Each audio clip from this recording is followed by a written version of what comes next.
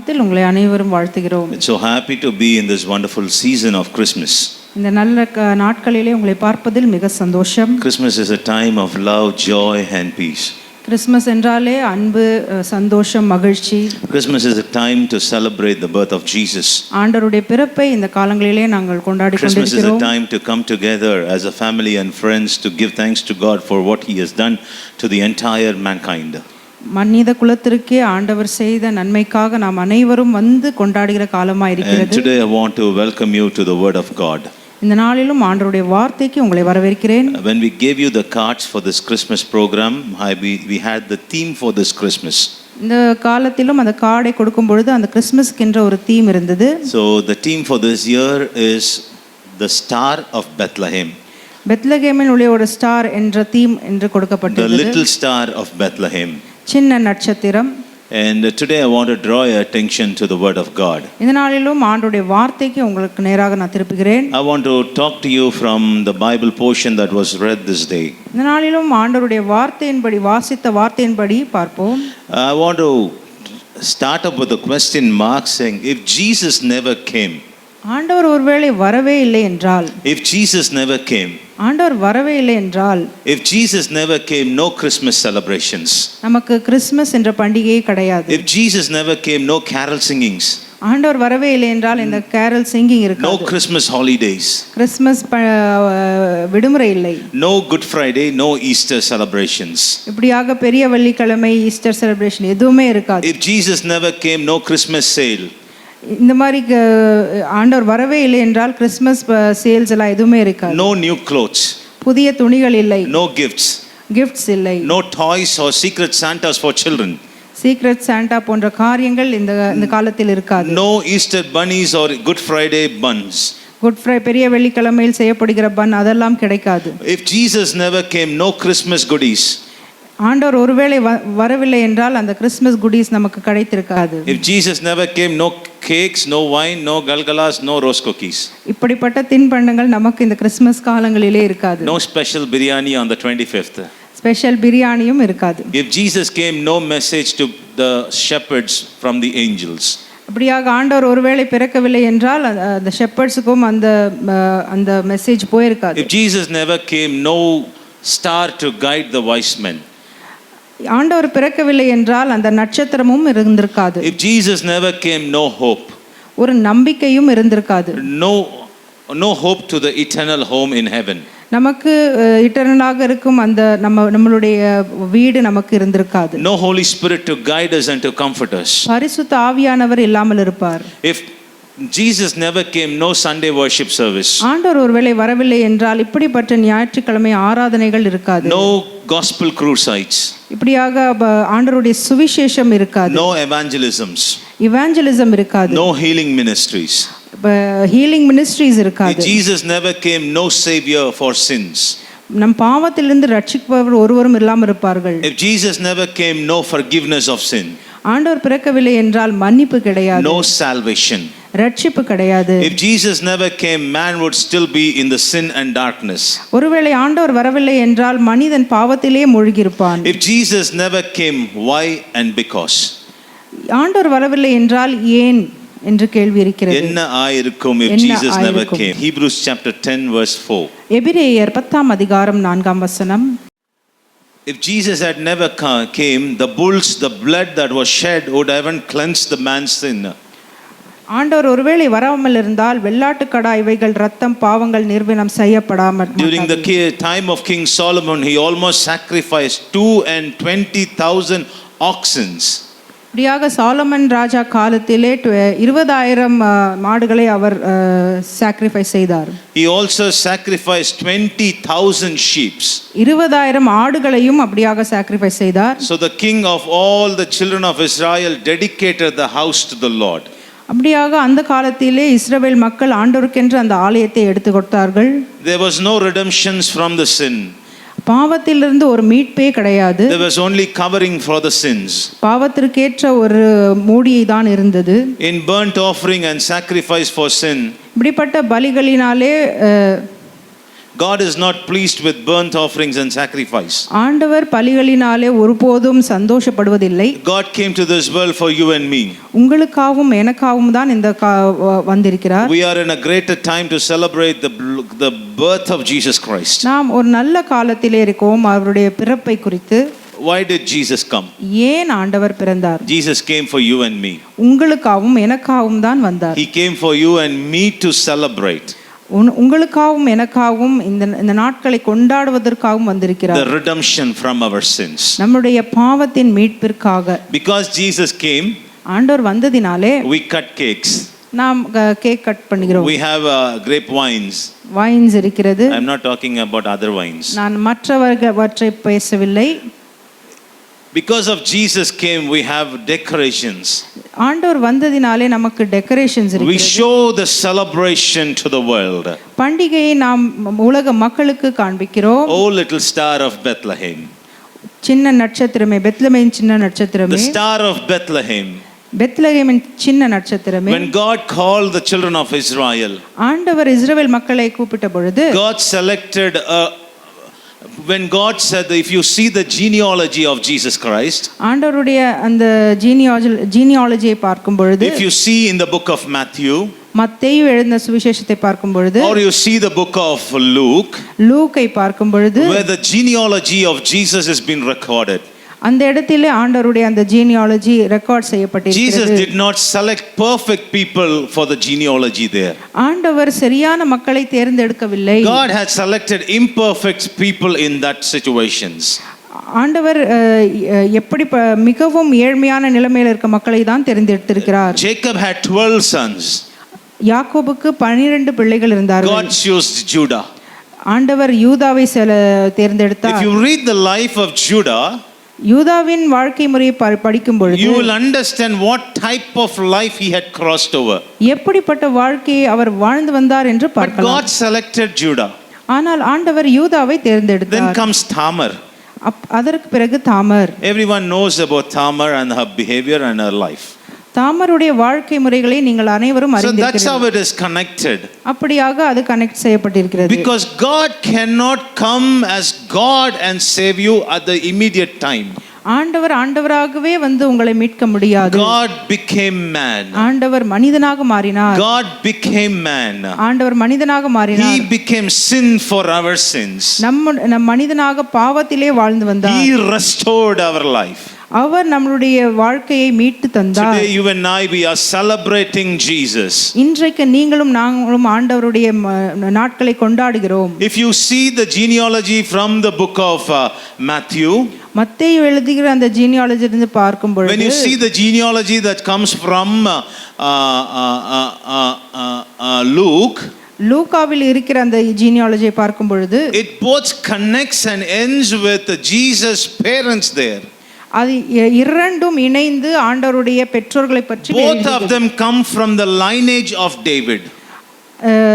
தாவீதின் அந்த இணையிலிருந்து அவர் வருகிறார்கள். தாவீதின் வம்சத்திலிருந்து வந்து ஆனாலும் அவர்கள் பிரிந்து, ஆனால் பார்க்கிற போது தாவீதின் வம்சத்தில் ரெண்டு பேருமே கனெக்ட் ஆகிறத பார்க்கிறோம். So God's plan will never ever fail. ஆண்டவருடைய திட்டம் ஒரு நாளும் ஃபெயில் ஆகாது. Today we celebrate Christmas. இந்த நாட்களிலே நாம் கிறிஸ்மஸ் கொண்டாடுகிறோம். Matthew chapter 2 speaks about the wise men coming. மத்தேயு 2ஆம் அதிகாரம் அந்த வைஸ்மேனை பற்றி போட்டிருக்கிறது. How many wise men came is not recorded here. எத்தனை பேர் வந்திருக்காங்க என்பதை எழுதவில்லை. When we see the nativity, we see always 3 wise men.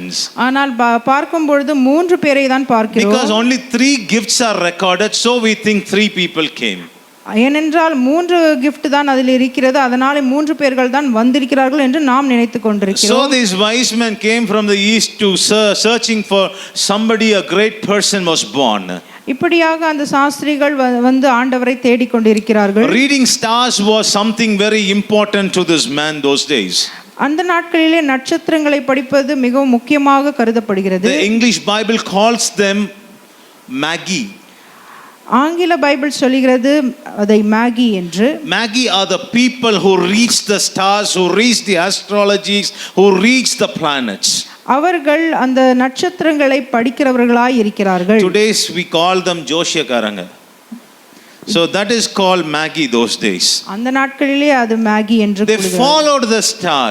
அவர்கள் அந்த நட்சத்திரத்தை அப்படியாக தொடர்ந்து வந்தார்கள். Everywhere the star stopped, they halted there. எங்கெல்லாம் நட்சத்திரம் நின்றதோ அங்கே அவர்களும் நின்றார்கள். The Bible does not record how many years they were traveling to find this place. இந்த எத்தனை வருடமாக அவர்கள் பயணம் செய்தார்கள் என்று குறிப்பிடவில்லை. But everything comes to conclusion at the manger of Jesus Christ. ஆனால் எல்லாமே ஒரு முடிவிற்கு ஆண்டவர் பிறப்பின் இடத்திற்கு வந்து நிற்கிறது. When I was speaking here few 6 to 7 years back, I spoke about the little town of Bethlehem. 6-7 வருடத்துக்கு முன்பாக பெத்லகேமின் சின்ன டவுனை பற்றி நான் பேசினேன். I spoke about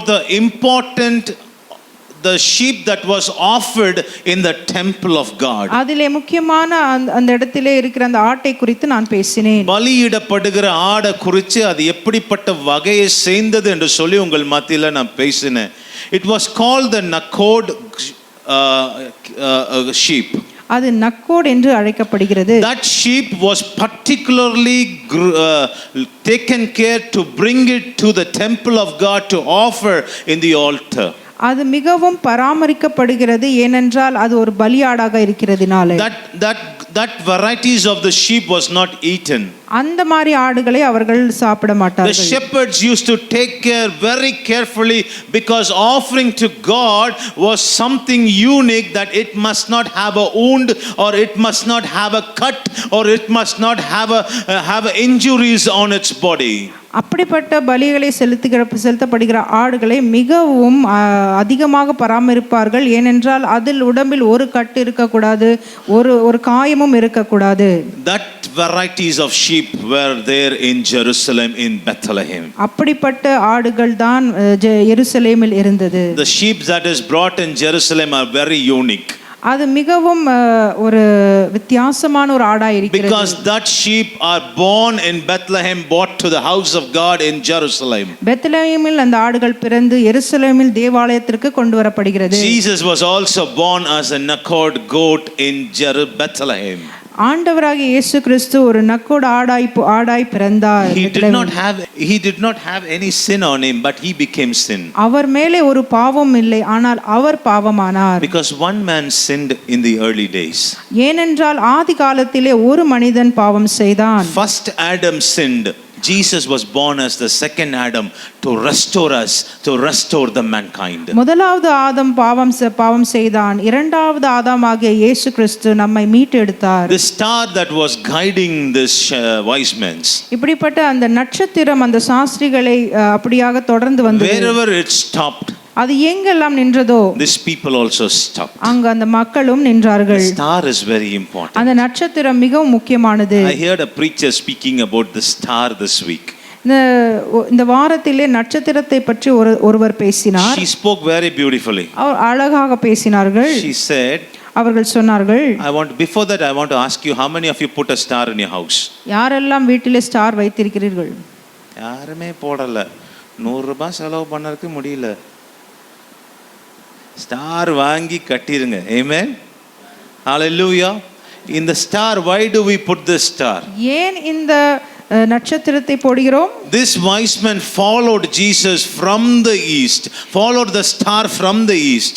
இப்படியாக இந்த சாஸ்திரிகள் இந்த நட்சத்திரத்தை தொடர்ந்து வந்தார்கள். They followed and came wherever the star went. அந்த நட்சத்திரம் எங்கெல்லாம் செல்கிறதோ அதை தொடர்ந்து வந்தார்கள். The star came and stood exactly where Jesus was born. ஆண்டவராகிய இயேசு கிறிஸ்து எந்த இடத்திலே பிறந்தாரோ அதே இடத்திலே அந்த நட்சத்திரம் நின்றது. Before it stood somewhere and they went to Herod and inquired about him. அது ஒரு முறை வேறு இடத்திலே நின்றது. அப்பொழுது ஏரோது ராஜாவின் இடத்தில் அதை பற்றி அவர்கள் விசாரித்தார்கள். But when the star started moving, they started moving. அந்த நட்சத்திரம் கடந்து செல்லும் பொழுது அவர்களும் கடந்து சென்றார்கள். If you go to the olden days, பழைய காலத்தை பார்க்கும் பொழுது when Israel people were traveling, இஸ்ரவேல் மக்களும் நடந்து கொண்டிருந்த பொழுது God was leading them by cloud in the day and a pillar of fire in the night. பகல்ல மேகமாகவும் இரவுல அக்கினி தூணாக ஆண்டவர் நடத்தி கொண்டிருந்தார். So whenever this cloud or the pillar of fire stood, people also halted there. எப்பொழுதெல்லாம் அந்த மேகமும் அந்த அக்கினி தூணும் நின்றதோ அந்த மக்களும் நின்றார்கள். Same thing was happening in New Testament. அதேதான் புதிய ஏற்பாட்டிலும் நடக்கிறது. Wherever it stood, they went and inquired. Nothing was there, so they started following wherever the star followed. எங்கெல்லாம் நட்சத்திரம் நின்றதோ அவர்கள் அங்கிருந்து விசாரித்தார்கள். அப்பொழுது மறுபடியும் அந்த நட்சத்திரம் போகும்பொழுது அவர்களும் தொடர்ந்து போனார்கள். Finally, the star came and stood at a particular place and did not move. ஒரு இடத்திலே வந்து அந்த நட்சத்திரம் நின்றது. அதற்கு பிறகு அது போகவில்லை. When they went inside, they found Jesus, his mother and his father there, and he worshipped and they worshipped them. அங்க உள்ளே சென்ற பொழுது ஆண்டவரை துதித்தார்கள். ஆண்டவருடைய பெற்றோரையும் பார்த்தார்கள். They bought 3 different gifts. 3 வகையான கிஃப்ட்களை அவர்கள் கொண்டு வந்தார்கள். Gold, frankincense and myrrh. பொன்னு, தூப வர்க்கம், வெள்ளைப்போளம். பொன்னு, தூப வர்க்கம், வெள்ளைப்போளம். They bought all these 3 and offered there. இது மூன்றும் அவர்கள் ஆண்டவருடைய சமூகத்தில் வைத்தார்கள். If you are not still hung a star, hang it. இன்னைக்கு வரைக்கும் நீங்க யாராவது அந்த ஸ்டாரை வைக்கவில்லை என்றால் வைத்து விடுங்கள். The preacher who I listened, she told like this. நான் கேட்ட பொழுது அவர்கள் இப்படியாக சொன்னார்கள். When the star is put in your house, உங்கள் வீட்டிலே அந்த நட்சத்திரம் இருக்கும் பொழுது, somebody passing your house, யாராவது ஒரு இடத்தில் அவர்கள் போனார்கள் என்றால், when they see the star, அந்த நட்சத்திரத்தை பார்க்கும் பொழுது, they don't see it a Christian house. அது ஒரு கிறிஸ்துவ வீடு என்று பார்க்க மாட்டார்கள். They see that the Jesus is inside that house. ஆண்டவர் இயேசு கிறிஸ்து அந்த வீட்டில் இருக்கிறார் என்று நினைப்பார்கள். What the star indicates, அந்த நட்சத்திரம் எதை குறிக்கிறது? when the star came to Bethlehem manger, Jesus was inside the manger. அந்த பெத்லகேமில் அந்த நட்சத்திரம் வந்து நிற்கும் பொழுது ஆண்டவர் அதன் உள்ளே இருக்கிறார் என்பதை குறிக்கிறது. When you tie a star outside your house, it indicates that Jesus is living inside of this house. நீங்கள் அந்த உங்கள் வீட்டிலே நட்சத்திரங்களை போடும் பொழுது ஆண்டவர் இயேசு உங்கள் வீட்டில் இருக்கிறார் என்று குறிப்பிடப்படுகிறது. Amen. ஆமென். Hallelujah. Hallelujah. பரவாயில்ல, ஏறி கட்ட முடியலன்னா சொல்லுங்க, எங்க டீம் இருக்காங்க, வந்து கட்டிடுவாங்க. சரிங்களா? ஸோ போடாமலாம் இருக்காதீங்க. உங்களுடைய கொண்டாட்டத்தை இந்த உலகத்துக்கு வெளிப்படுத்துங்க. ஆமென். ஆமென். Hallelujah. Hallelujah. We are called to celebrate Jesus. ஆண்டவரை கொண்டாடுவதற்கு தான் நாங்கள் அழைக்கப்பட்டிருக்கிறோம். Jesus has called us to celebrate him. ஆண்டவரை கொண்டாடுவதற்காக தான் நாம் அழைக்கப்பட்டிருக்கிறோம். Nobody has got this wonderful pleasure in this world. இப்படிப்பட்ட ஒரு சந்தோஷத்தை யாருக்கும் கிடைக்காது. Saturday night and Sunday night. Saturday night மற்றும் சண்டே நைட் ஃபுல்லா முழுமையாக அவர்கள் கொண்டாடுகிறார்கள். But what you and I celebrate, it's not ending the next day. நீங்களும் நாங்கள் கொண்டாடுகிறது அடுத்த நாள் முடியாது. It goes till our eternal life because our Savior is still alive. நம்முடைய ஆண்டவர் உயிரோடு இருக்கிறதால் அந்த கொண்டாட்டம் இன்னுமாய் நடந்து கொண்டிருக்கிறது. Jesus came to pick us from darkness. ஆண்டவர் நம்ம இருளிலிருந்து நம்மை தூக்கி எடுத்தார். People who walked in darkness have seen a great light. யாரெல்லாம் அந்த இருளிலே நடக்கிறார்களோ பெரிய அந்த நட்சத்திரத்தை பார்த்திருக்கிறார்கள். They who dwell in the land and shadows of death have seen light. யாரெல்லாம் மரண பள்ளத்தாக்கிலே வாழ்ந்து கொண்டிருக்கிறார்களோ அந்த நட்சத்திரத்தை பார்த்திருக்கிறார்கள். Today why do we celebrate Christmas? ஏன் நாம் கிறிஸ்மஸை கொண்டாடுகிறோம்? Some people don't celebrate. I don't talk about them. ஒரு சில பேர் அதை கொண்டாடுவதில்லை. நான் அவர்களை பற்றி பேசவும் இல்லை. I don't care about them. அவர்களை பற்றி எனக்கு ஒரு கவலையும் இல்லை. But I celebrate my Jesus. ஆனால் நான் என் ஆண்டவரை கொண்டாடுகிறேன். Because my Jesus, the Christmas that I celebrate, my Jesus was born to die. என்னுடைய ஆண்டவர் அந்த காலகட்டத்திலே பிறந்து வாழ்ந்தார். Christmas is Jesus was born to die. ஆண்டவர் பிறந்தது நமக்காக, நம் பாவத்திற்காக மரிப்பதற்கு மாத்திரமே. That is the reason why we have to celebrate. அதற்காக தான் நாம் அதை கொண்டாட வேண்டும். Today politicians celebrate their birthdays. Politicians celebrate the birthdays. இந்த காலகட்டத்திலே பொலிட்டீஷியன்ஸும் தங்களுடைய பிறந்த நாள்களை கொண்டாடுகிறார்கள். Kerala to Delhi, all cutouts and flyovers. எல்லா இடத்திலும் அவர்களுடைய கட்அவுட்ஸ் இருக்கிறது. But why don't we celebrate the living God? ஏன் நாம் ஜீவனுள்ள தேவனை கொண்டாடக்கூடாது? Today, you and I, we have life, we have been restored, our sins are forgiven. Why shouldn't we celebrate the living God? ஏன் நாம் ஜீவனுள்ள ஆண்டவரை கொண்டாடக்கூடாது? நமக்கு வாழ்க்கை இருக்கிறது, நம்மை மீட்டெடுத்தார். Celebrating Christmas is celebrating Jesus. கிறிஸ்மஸை கொண்டாடுவது ஆண்டவரை கொண்டாடுவது. We wear new dress. புதிய ஆடைகளை உடுத்துகிறோம். Churches, houses are decorated. வீடுகள் டெக்கரேட் செய்யப்பட்டு இருக்கிறது. Why? ஏன்? Because the star of Bethlehem was born for us. பெத்லகேமில் பிறந்த நட்சத்திரம் நமக்காய் பிறந்திருக்கிறார். That little star came to this world to be our light of this world. அந்த சின்ன நட்சத்திரம் பிறந்து நமக்கு ஒரு வெளிச்சமாய் இருக்கிறார். God became man. ஆண்டவர் மனிதனாக மாறினார். To restore you and me. நம்மை மீட்கவே. To restore your family. உங்கள் குடும்பங்களை மீட்கவே. To restore this mankind. இந்த மனித குலத்தை மீட்கவே. That is Christmas. அதுதான் Christmas. That is the reason why we celebrate. அதனால் தான் நாம் அதை கொண்டாடுகிறோம். Outside Jesus there is no Christmas. வெளியே ஒரு கிறிஸ்மஸும் கிடையாது. Outside Jesus there is no Christmas. ஆண்டவருக்கு வெளியே ஒரு கிறிஸ்மஸ் கிடையாது. Outside Jesus there is no celebration.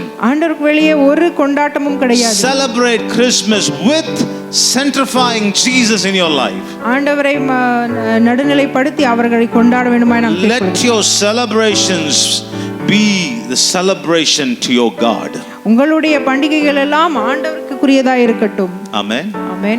Hallelujah. Hallelujah. Hallelujah. Hallelujah. Hallelujah. Hallelujah. When the star stopped, அந்த நட்சத்திரம் நின்ற பொழுது Jesus was there inside there. ஆண்டவர் உள்ளே இருந்தார். When you hang a star, நீங்கள் உங்கள் வீடுகளிலே அந்த நட்சத்திரத்தை போடும் பொழுது it shows that Jesus is inside. ஆண்டவர் உள்ளே இருக்கிறார் என்பதை காண்பிக்கிறது. It is symbolizing that Jesus is inside. அது ஆண்டவர் உள்ளே இருக்கிறார் என்பதை குறிக்கிறது. Hallelujah. Hallelujah.